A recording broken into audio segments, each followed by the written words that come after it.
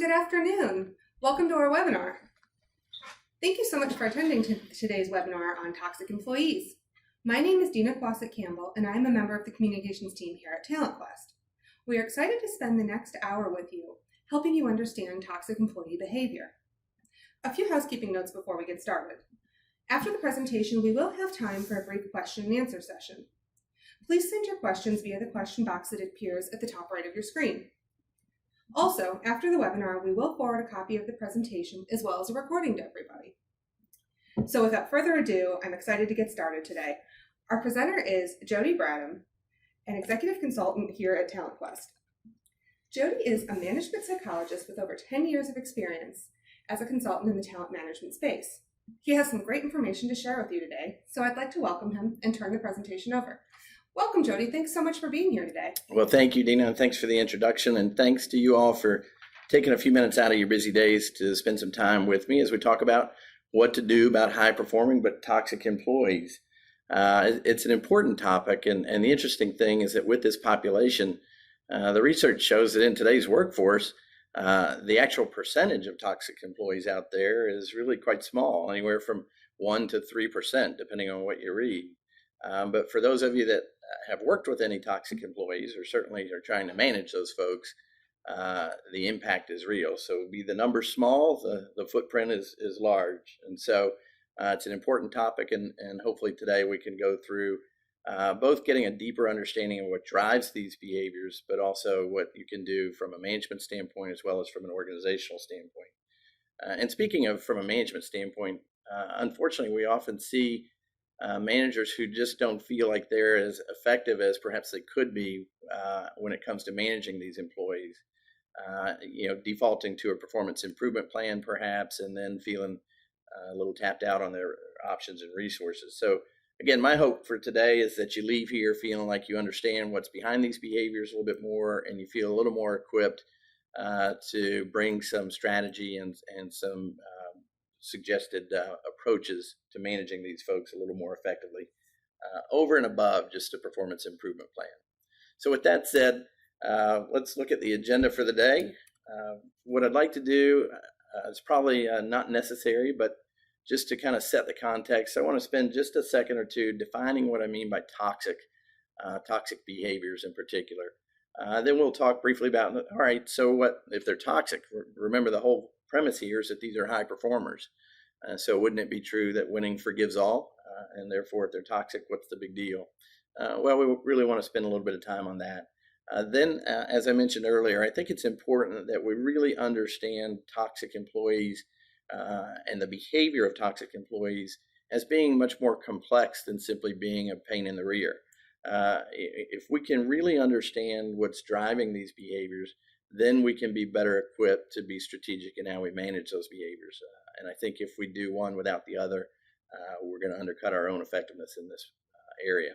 So then we'll follow that with some approaches to managing these employees a little more effectively. And then we'll end with a few suggestions or things to consider as it relates to minimizing either the damage from or the likelihood of bringing some of these folks into the organization in the first place. So with that said, let me start with the definition here. Excuse me. Again, it's probably not necessary because for those of you that have worked with toxic employees, you probably side very closely with Supreme Court Justice Potter Stewart when he says, I know it when I see it. Of course, in this context, he was talking about how to define obscenity, but toxic employees, it's pretty much the same thing. No matter what verbiage we attach to it, we all know when we've got one in our midst. But for today's purposes, what I'm talking about is toxic behavior as defined by any of a wide range of behaviors that occurs in the workplace and that undermines effective functioning of the team or the organization. So I want you to kind of keep that broad definition in mind. Now, if we formalize that definition a little bit more and think about toxic behavior to really understand what it is, we can most easily start with understanding what it's not. And believe it or not, for those that are unfamiliar with the psychology and IO workforce literature, this organizational citizenship behavior term is a pretty well-researched term. Basically, organizational citizenship behavior is defined as behavior that's discretionary, not explicitly recognized by the formal reward system, and that in the aggregate promotes effective functioning of the organization. So essentially, if we think about toxic employees, you could almost consider it to be the exact opposite of this OCB, organizational citizenship behavior.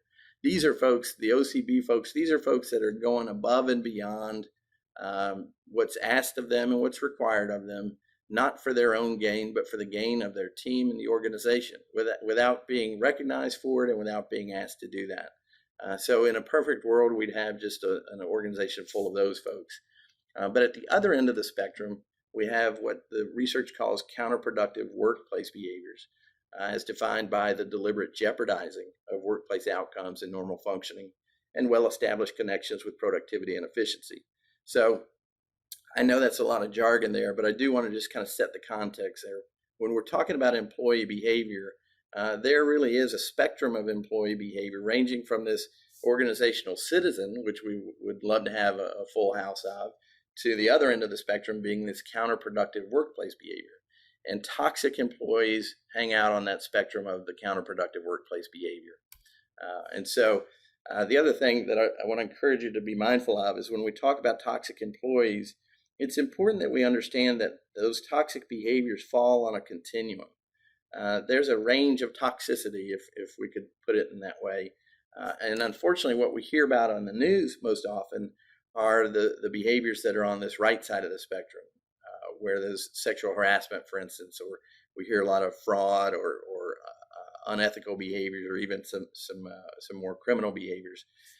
But in reality, it's these smaller, relatively speaking, smaller, more chronic behaviors that seem to show up and create more problems for the organizations, both long-term and with more impact across the organization. So just kind of keep in mind as we go through, we're talking about a range of behaviors going from relatively mild but consistent and chronic to more severe that will create more damage immediately and create some pretty noteworthy fallout along the way. The question that I hear from the folks that I work with a lot is, this person, as difficult as they are to work with, they are my high performer, and so I'm reluctant to do anything with them. And interestingly, the research done by Harvard Business Review just last year kind of validated that. In their studies, they found that toxic workers were, in fact, much more productive than the average worker. So one of their takeaways was the dilemma that most managers find themselves in. When it comes to employing an unethical person, yeah, they're corrupt, but they do excel in performance. So in many ways, this manager's dilemma of, I can't deal with these behaviors directly because these are my high performers, we see that being validated to some degree in the research. Just another little statistic here from the Association for Talent Development. Based on a survey they did in 2015, they found that 88% of their managers surveyed said that a special talent or skill will only infrequently compensate for the impact of a toxic employee. However, that same survey says that only 40% of those managers would fire these people.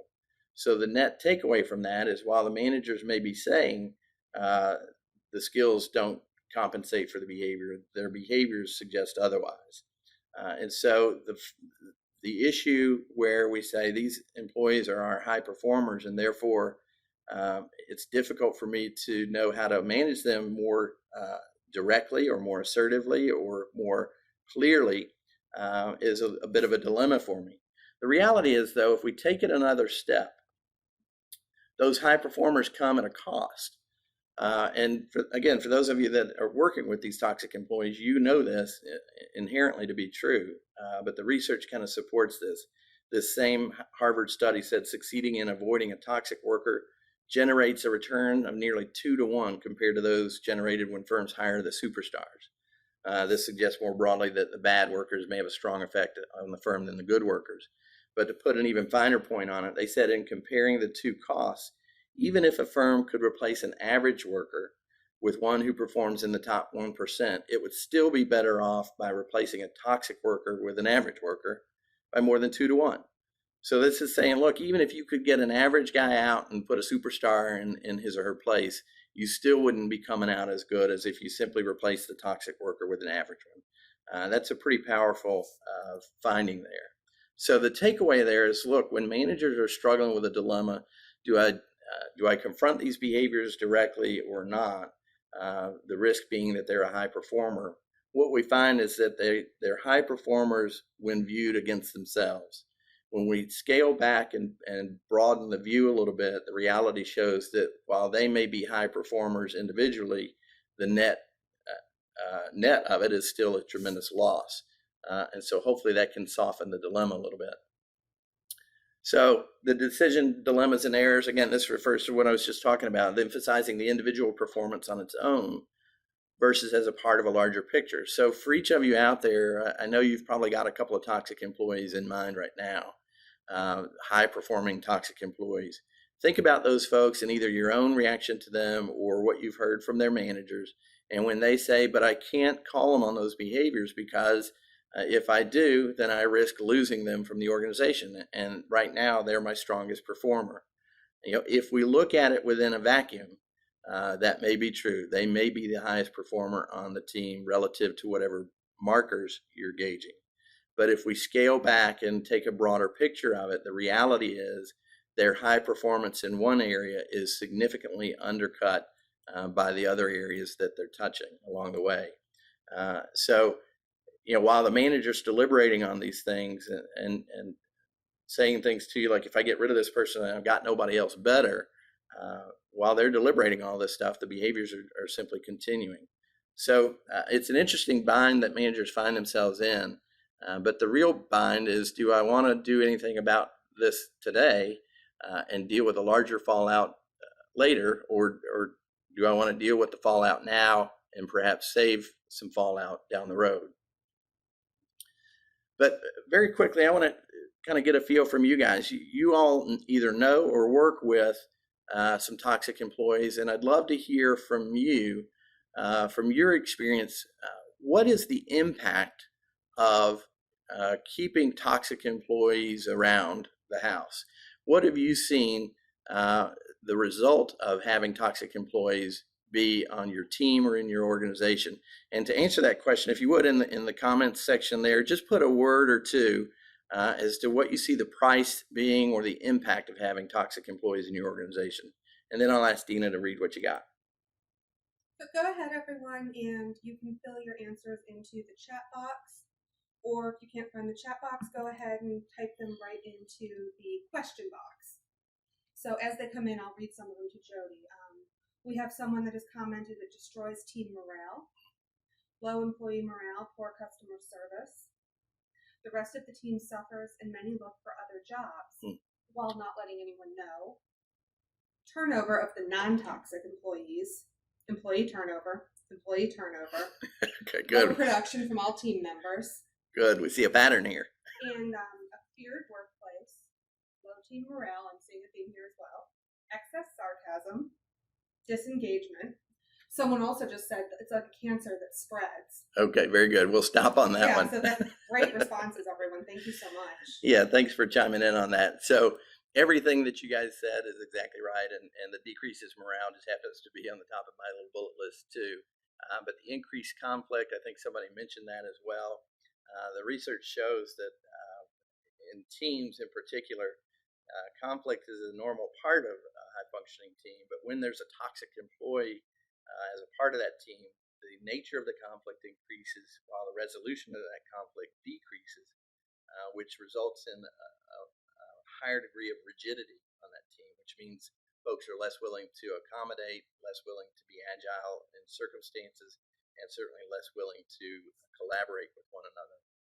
There's decreased productivity, the little asterisk there, again, referring to the fact that the toxic employee may be still performing at a high level, but the rest of the team, and I think you guys mentioned this, their productivity goes down.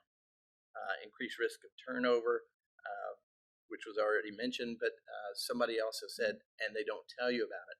I think that's a critical observation there.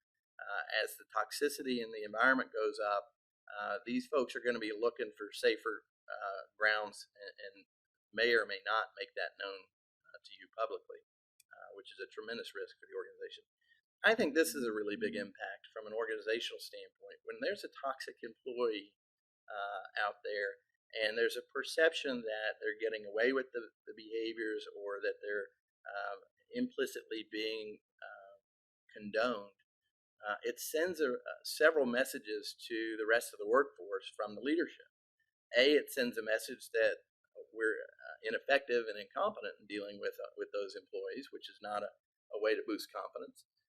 But B, it sends a message that, well, we're really more about just getting the results and not so much about creating an environment that really cares about your health and well-being. And while those two don't have to be mutually exclusive, research and experience shows that leaders that can find the balance between the two, driving results and creating an environment where folks feel comfortable working on a day-to-day basis, are viewed as more effective leaders. So the net is, the longer we've got toxic employees kind of in the play, the more loss in confidence of the leadership there is. Decreased employee engagement, I think you guys mentioned that. Increased costs, I think I heard that as well. So you've got decreased productivity, you've got poor customer service, the turnover, and 20 other factors that are going to come into play from either a direct or indirect aspect from a cost standpoint. And then we could have kept going for another 10 minutes as to some of the other implications there. The takeaway is simply this. It's the challenge for managers is to be able to pull back and gain some perspective on that toxic employee. While they're on one side of the fence saying, I don't know that I could confront this behavior, because if I do, it's going to have a tremendous price to pay. The response to that is, well, let's get some perspective and let's get a review of the price you're already paying. And at that point, hopefully you can begin to get some buy-in and make it a little more aggressive move. So I'm going to go very quickly through this slide, only because there's a lot of jargon in there, and I don't want to bore you with it. But the reason I put it in there is, again, I think it's important that we understand toxic employees as being a mixture of complex human behavior. It's not as simple as calling somebody a jerk or a pain in the rear employee. We really need to understand what's behind this behavior in order to have a better chance at managing that in the future. So we know from previous research and webinars we've done, we know that groups influence individuals. And there's lots of different examples of that. We can see that during the political season, as a matter of fact. But when it comes to toxic employees, it's important to understand that individuals can have a pretty dramatic impact on groups, groups as well, excuse me. And these are four kind of influences that are the biggest at play here. Number one is personality theory. This is the obvious, we are who we are no matter where we are. And so just take as an example, perhaps you've got somebody in your workplace that's just, he or she's just got a strong attention to detail. They're highly organized.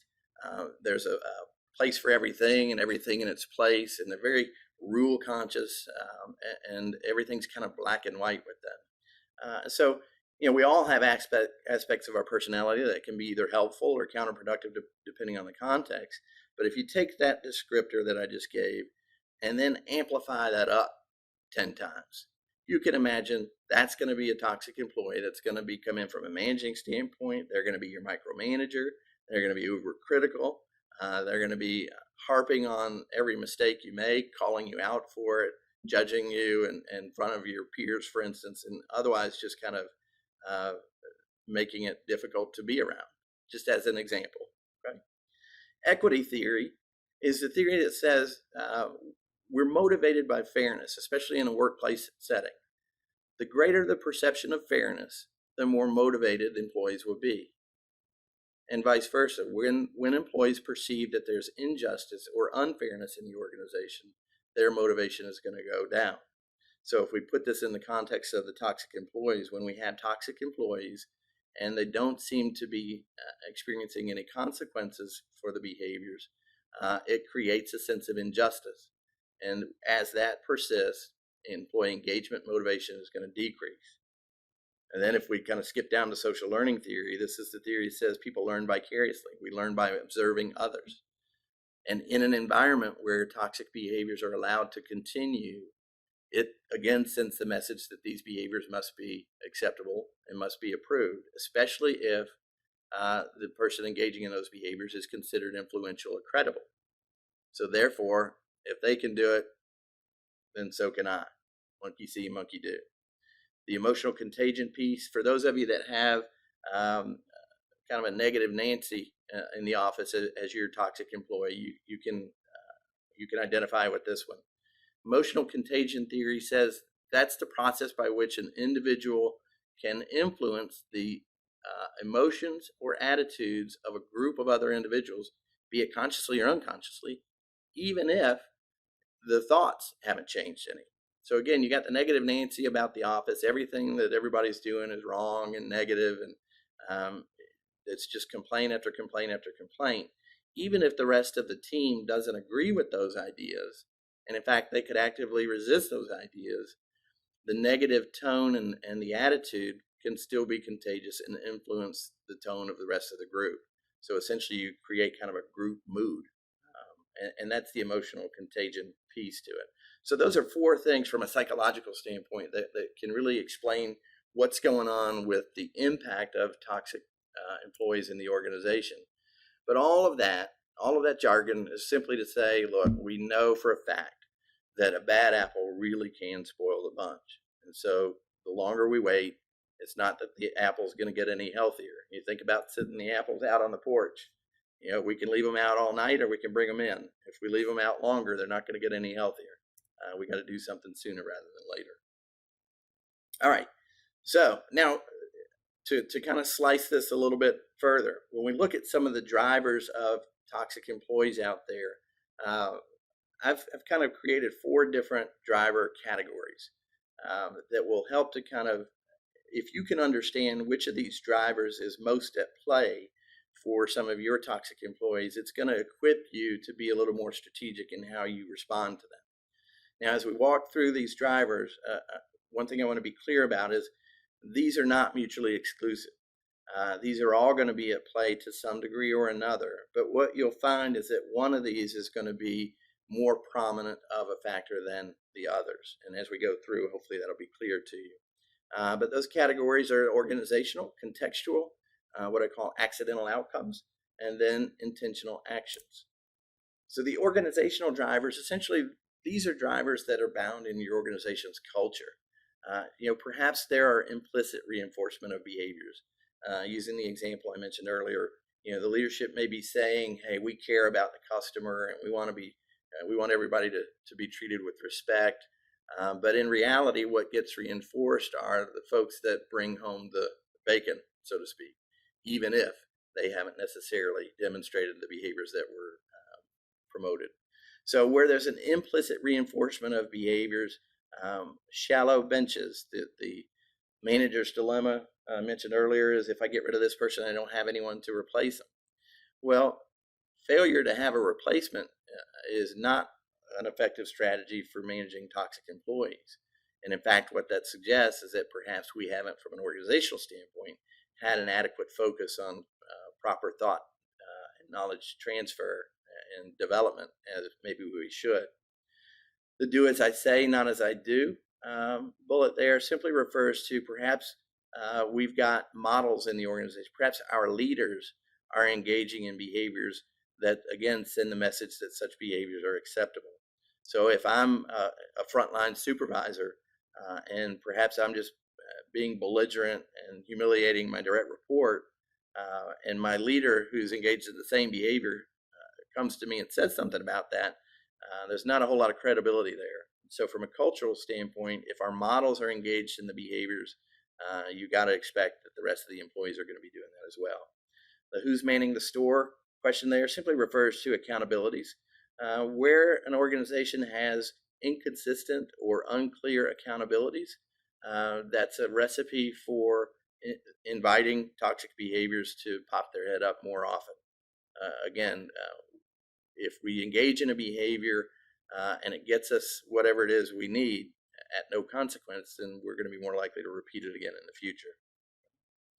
And then this last bullet here, chronic organizational injustice. What I mean by that is For organizations where there just doesn't seem to be much transparency, or when there seems to be a lot of inconsistency. Organizational injustice would be something like how decisions get made, how resources get allocated. For example, if Dina asked for a week's vacation and her manager said, absolutely, that's great, but I'm on the same team, and asked for a week's vacation, and the manager tells me, no, I can only have 3 days, then there's a perception of injustice there. And if I don't understand what's behind that, and if there are more examples of that, then it gives me this perception of being in an unfair or an unjust environment. And from an organizational standpoint, that's going to create problems in terms of promoting toxic behaviors. So with each of these categories too, organizational drivers and the others that we'll talk about, each slide at the bottom is going to have some things to look for that will help you kind of assess, is this the biggest driver for our toxic employee, or is it one of the others? So, again, think about whoever's in your mind now for the toxic employee example you have. Do these organizational drivers seem to be at play for that individual? And if so, do they seem to be the biggest driver, or perhaps, they're there, but they can't be explaining everything that we see? And in which case we'll look at the other ones. But for the organizational drivers, kind of indicators here is that when you seem to have more than your fair share of toxic employees, you seem to have more than your fair share of employee complaints. Turnover was mentioned earlier by the group. When our turnover numbers start skyrocketing and our engagement survey scores start plummeting, we could be pretty sure that while we may have designated toxic employees, what we're really talking about is perhaps a toxic culture that's supporting those employees. Okay? Now, the contextual drivers are really referring to an individual's coping responses to those organizational factors. So while we may have organizational drivers at play, you'll notice that not everybody reacts in the same way. So these contextual drivers are considered to be kind of an individual's adaptive coping response to those organizational drivers. So for instance, somebody may be feeling overwhelmed in their role, or maybe they just aren't clear in the scope of their role, or even team roles or reporting structure at this point. We see so many changes in org structures at this point where it's not even clear who I'm supposed to report to from one week to the next. Or, as I mentioned earlier, the perceived injustice. Whatever it is, this is seen as being somewhat of an adaptive response for the individual, even though for those around them, it's totally maladaptive. But when we see these types of drivers at play, while we're addressing the toxic employee, we also need to be thinking about that employee as being a symptom of a bigger problem. Okay? So what to look for in this case? Well, when the behavior represents a significant change from their prior functioning, that's a pretty good indication that something's happened.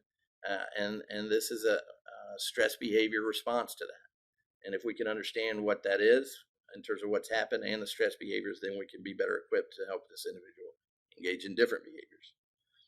When other employees come to you, not just to complain, but they're actually bringing you concerns.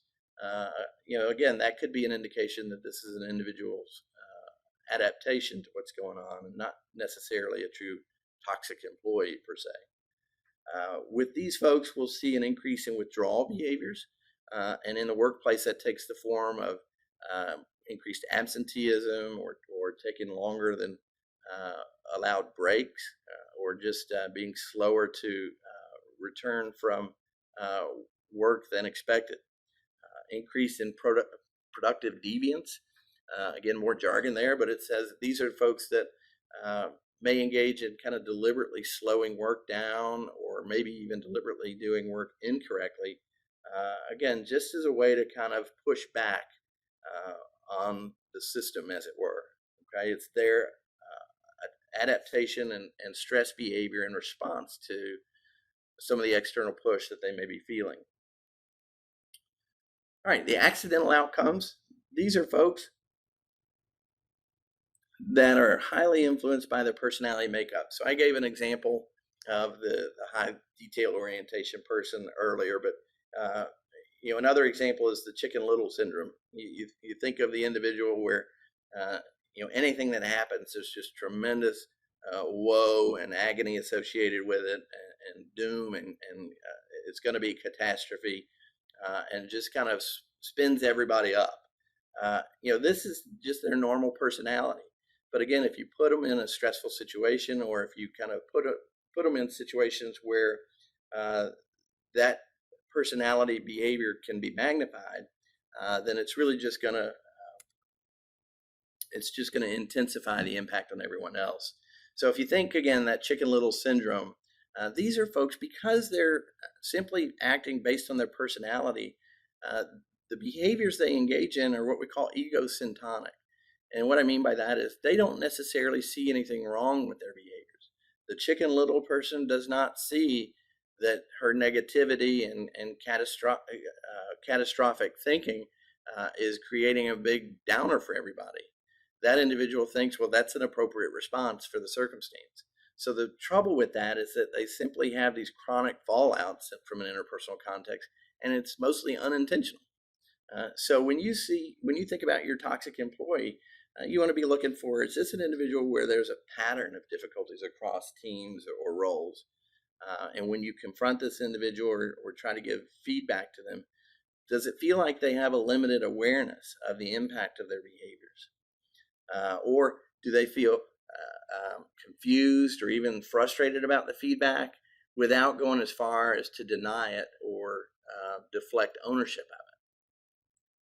And then frequently we'll see folks that when they can connect the dots between their behaviors and the impact, they'll make commitments for behavior change. Again, these are folks that are not intentionally trying to be toxic. But what seems to happen is there's just a lot of difficulty in following through with that long term.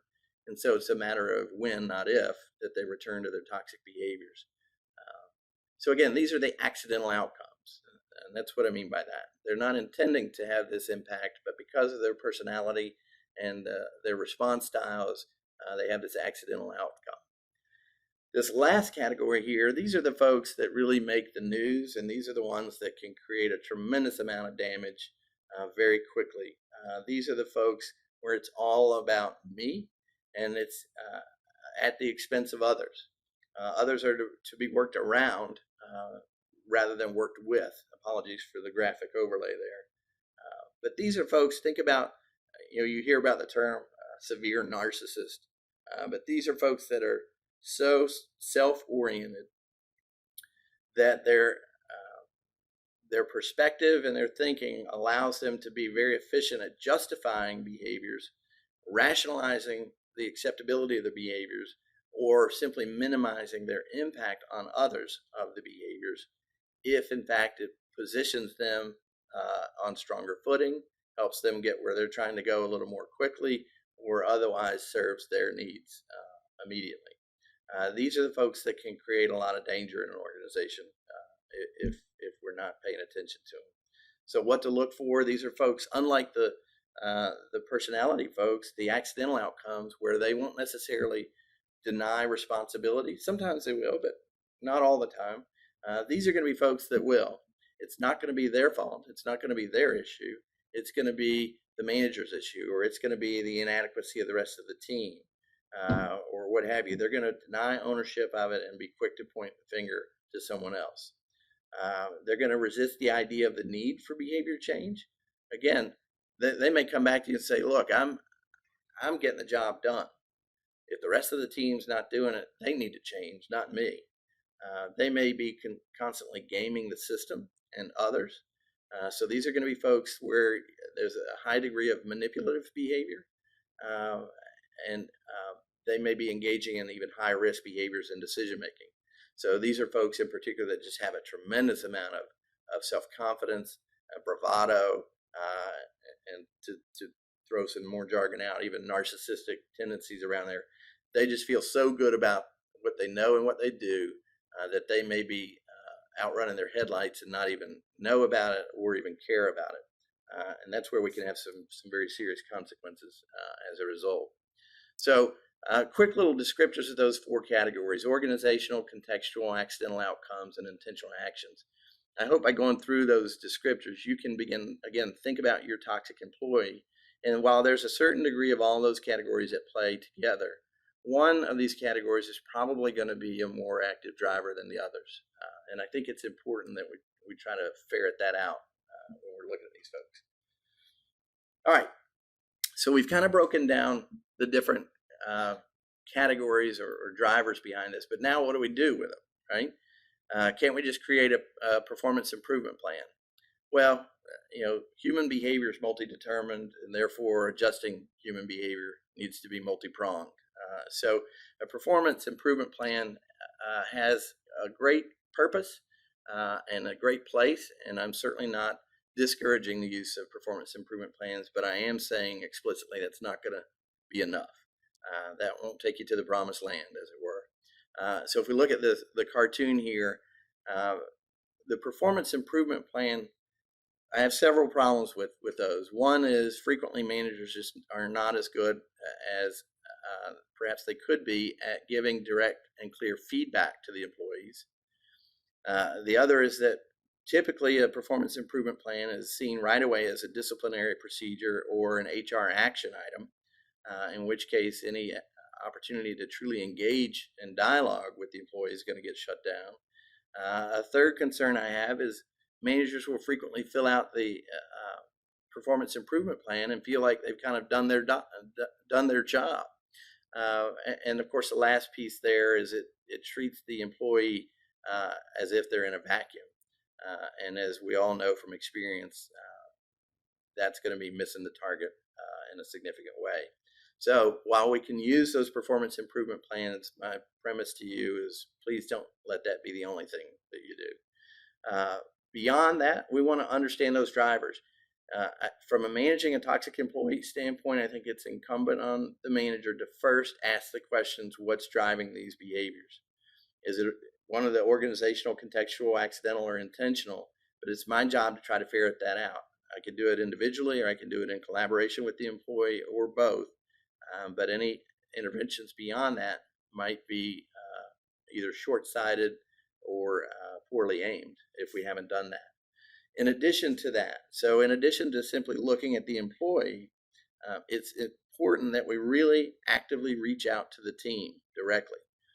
Again, this toxic employee, be they high performing or not, they're not operating in a vacuum. And if we spend all of our resources trying to alleviate the employee's behaviors and not provide proper care and feeding to the rest of the team, we still could be undercutting our own effectiveness long term. And most importantly, focus on yourself. At the end of the day, it's incumbent on a manager to look in the mirror and say, is there anything that I'm doing or that we as an organization are doing to contribute to or to subtly reinforce these behaviors, in which case I've got to own responsibility for that. So I'm going to go very quickly through these, and then we'll talk a little bit more specifics about the individual kind of categories. So generally speaking, in regards to a toxic employee, here are some things an effective manager can do. First, they've got to act quickly. The longer we let these behaviors go, the harder they are to change and the more damage they create along the way. In order to act quickly, that means we got to provide very clear, specific feedback, not only about the behaviors they're engaged in, but about the direct impact of those behaviors. Impact for the individual, if there is one, but certainly the impact for the team and the rest of the organization. Again, you want to spend some time clarifying the primary drivers of the behavior, but then you want to engage the employee to allow as much ownership as possible for those behaviors. Your job is to manage the environment. Their job is to manage themselves. So allow the employee as much ownership over that and engage them in the process of helping to find the solutions. Let them know you're addressing, let the team know you're addressing the issue and ask for their support. Again, this is simply a way to go back to the team and say, I get it. I understand, I know, and I see the same thing, and I'm on it. Don't feel like I'm ignoring you, and don't lose confidence in me yet. And then the follow-up is kind of a management truism for just about everything, in my opinion. But if we look at the individual drivers, some things you can do specifically. So if the organizational drivers are the key component for your toxic employees, again, this is a cultural thing. So the best intervention therefore is to take a cultural intervention. We want to revisit those company values. Do we even have company values? Have we articulated those values? Do we need to modify or adjust those values? We may want to consider developing competencies. We have our performance expectations pretty clearly laid out, but have we articulated any expectations for the way we go about meeting those performance expectations? Competencies are about the how of getting the job done. And maybe we need to develop those or certainly reinforce those a little more strongly. We want to evaluate the models that are currently on display. And again, going back to our social learning theory, let's take a look at who are the leaders in our organization and let's look at the behaviors they're engaged in. While they may not be engaged in the behaviors to the degree that we would call them toxic, are they engaged in behaviors that in any way condone or support continuation of such behaviors? In which case we might want to reevaluate those folks. Engage in periodic injustice audits. Again, this is just looking in the mirror and taking time to assess, are we transparent enough as it relates to how decisions get made, how resources are allocated, how folks get recognized and rewarded, and so on and so forth. Are we clear in the processes that we're using such that while folks may still disagree, at least they understand the premise behind it, and therefore their likelihood of experiencing perceived unfairness in the environment should decrease. Focus on deepening your bench. Again, the stronger our bench is, the less worry we need to engage in when we've got a high-performing but toxic employee. If I've got a safe replacement for them, then all of a sudden my dilemma becomes a lot easier. And communicate and be transparent about these efforts. I would say this would be true for just about any cultural initiative you're trying to do, but especially if it relates to trying to mitigate the damage of toxic employees and to reduce the introduction of further toxicity into the organization. It's important that you're clear and consistent and persistent in communicating your efforts around these things. Essentially, it's address your culture there. For the contextual drivers, again, you want to give protest behaviors a voice. Remember, contextual drivers are coping responses to individuals. So rather than letting them act out their coping, let's give them a voice. Let's create an opportunity where they can put words to whatever it is they're struggling with. And in the process, you want to convey your support for them and validate their experience as much as you can. You want to connect them with any support resources that are offered from an organizational standpoint, provide any training that may be useful along the way. So for instance, if we go to the example of somebody that's dealing with just being overwhelmed in their role, well, perhaps they're overwhelmed in their role because their skills aren't where they need to be. If we coach them up with the skills, then the overwhelmed feeling goes down. Therefore, the need to engage in those adaptive, counterproductive behaviors will also go down. Explore their needs. So in the process of this, rather than acting out your behaviors, let's put words to it, and let's also talk about what is it that you need that will help you to feel more, I'll say better, not more better. How will you feel more comfortable in the environment such that your need to engage in these behaviors goes down? And part of that process, asking for feedback about the organization. This is your chance to hear from them. What is it about the organization that's causing you to feel the way you feel, which in turn is causing you to act the way you're acting? And if you ask those questions, then to the degree possible, you want to act on that feedback, if at all, in your control, and if it will certainly alleviate the situation. And this last bullet here is simply to seek permission to get the team involved. Unless everybody on the team is engaging in the same counterproductive, toxic response, that means you've got some team members that have figured out some workarounds for it. It's a great way to get the team involved. It's a great way to help them become part of the solution and not just be on the sidelines waiting for you, the manager, to deal with the issue. And it's a great way for them to offer their support to the employee at the same time, which in turn hopefully can reduce some tension or animosity that may be going on in the room. And at the end of the day, those things, these bullets that are up here are really talking about engagement strategies. And we know from experience that the more engaged our employees are, the more productive and the more healthy the organization is. So, where there's high engagement, there's going to be less toxicity of behaviors. And the strategies up here are really intended to help boost the engagement for that individual in the organization. For the accidental outcomes, again, remember these are the ones where their personality is strong at play here. So if we really feel like, at least in their role, they're high performing, then we want to figure out ways to leverage those strengths, right? Whatever it is they do well, let's create opportunities, or let's structure the role in such a way so that it plays to those strengths as much as possible.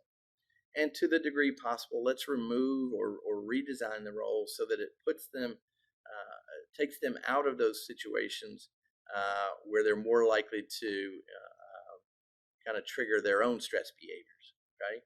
So we want to leverage their strengths. We want to put up bumpers against their weaknesses, bumpers against the rest of the team, and we want to communicate with the team about what we're doing and why. Partially to increase the team's tolerance of the employee. The little asterisk there meaning within reason.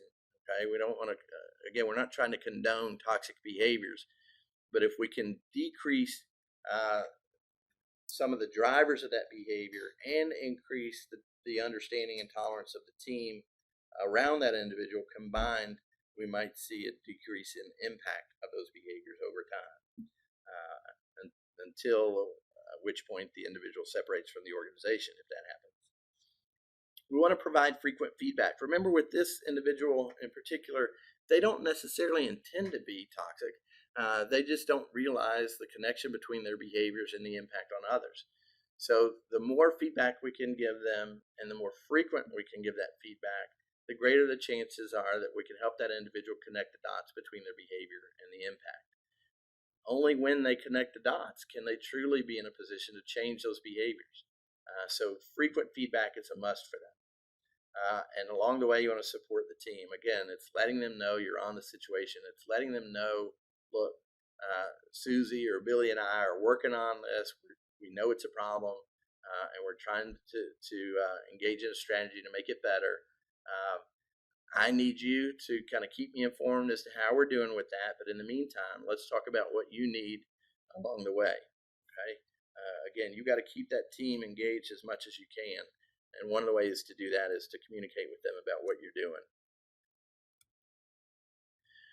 For the intentional actions, again, these are the folks that are going to create these are the dangerous folks from an organizational standpoint. Remember, these are going to be the extreme narcissist or you may have heard the term the corporate psychopath.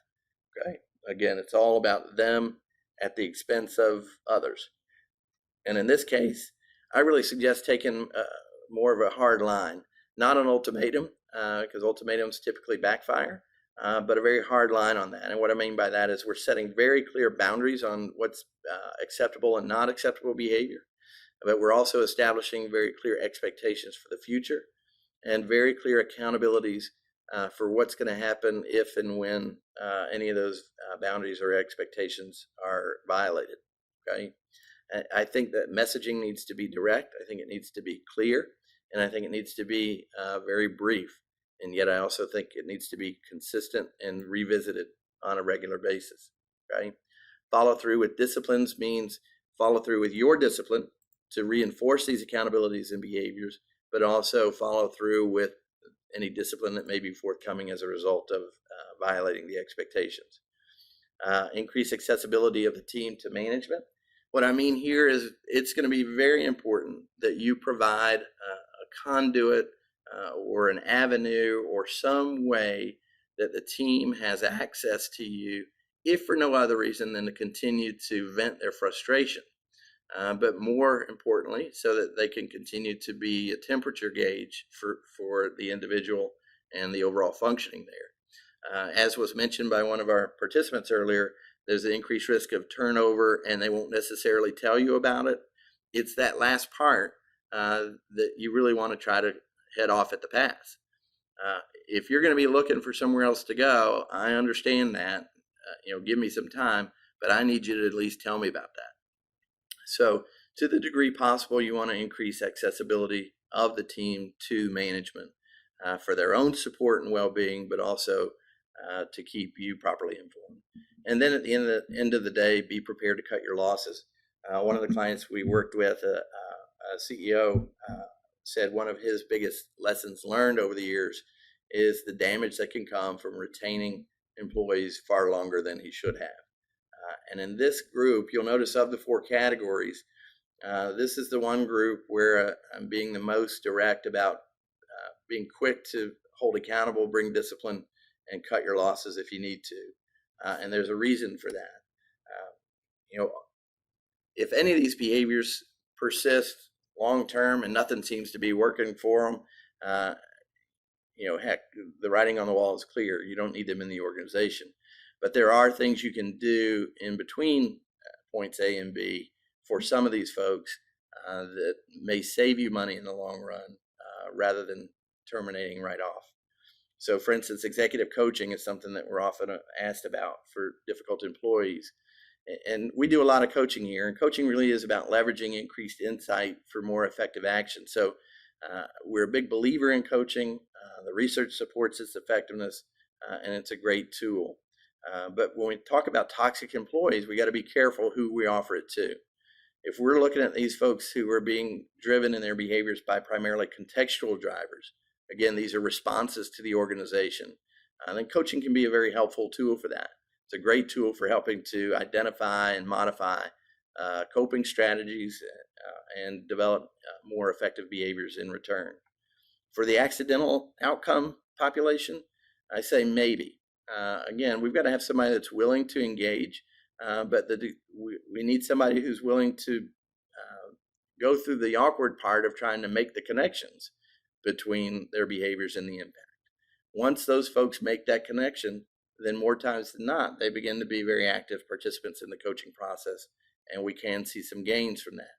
Now, being realistic, we're never going to change a tiger's stripes, as it were.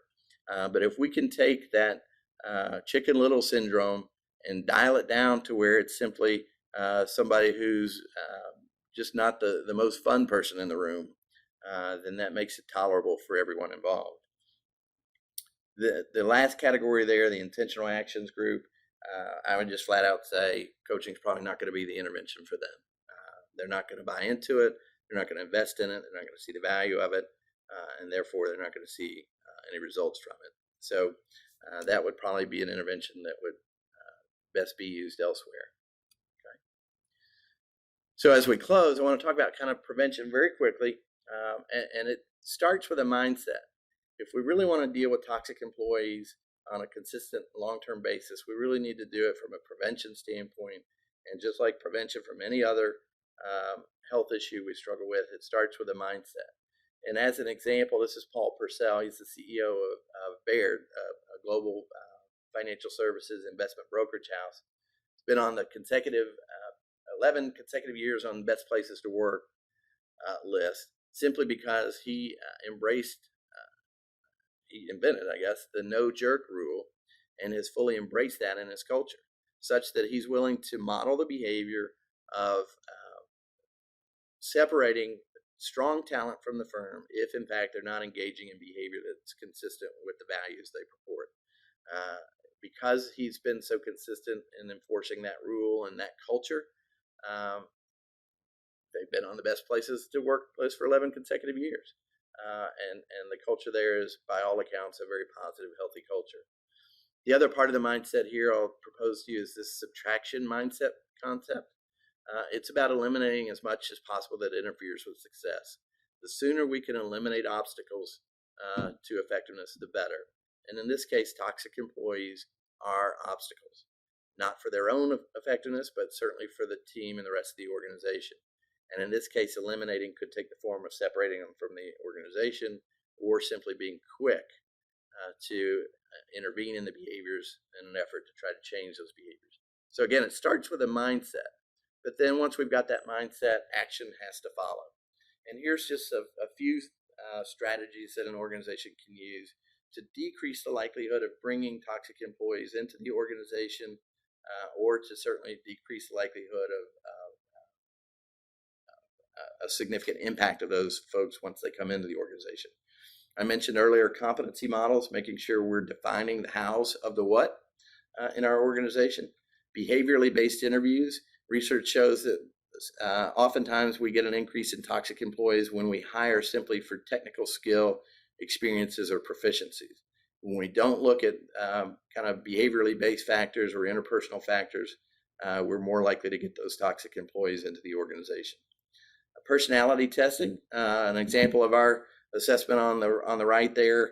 It's just another way to get a deeper read of an individual in terms of how they're wired, what makes them tick, and what behaviors we might see from them under stress conditions. Bench building, I mentioned earlier, the more we can have a consistent focus on talent development, the less likely we'll find ourselves in that position of having to retain, quote, necessary evils. Assessment center simulations. This is a pretty sophisticated way, but for higher level positions, this is a day in the life experience where we put people in realistic scenarios and essentially watch how they behave. It can be a great example or a great opportunity to see if and when stress behaviors are going to display and what they may look like when they do.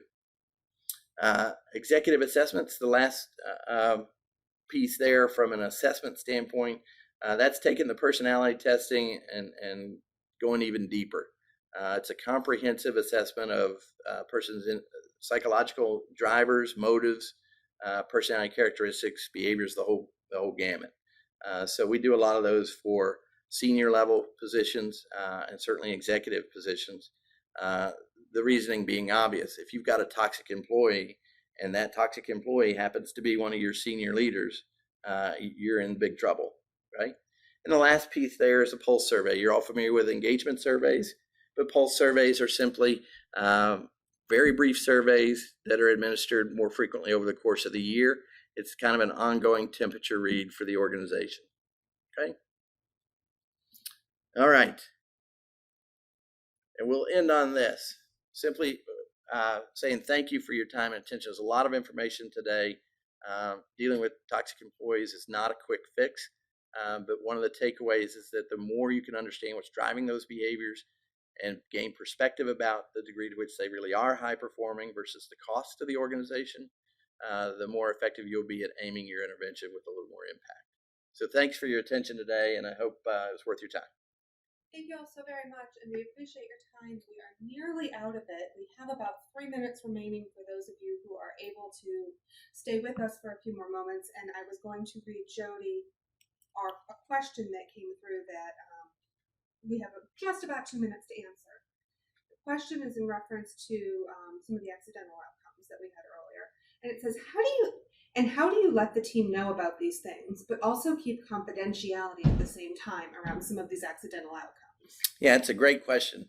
I use kind of the saying in my coaching, the process is public, but the content is private. And so I would suggest that same strategy here. You can go back to your team and acknowledge, because everybody knows this is the identified toxic employee, so there's no issue there. But you could go back to the team and simply acknowledge, look, I understand that Susie or Bill is creating some difficulties, or we're having a hard time working with him or her. I can't go into specifics in terms of what exactly it is we're talking about or trying to do differently there. But what I can tell you is that she and I have met on more than one occasion. I've got alignment and agreement with a plan going forward, and we are working on trying to make things better in that regard. And any input or feedback you have along the way, I welcome it.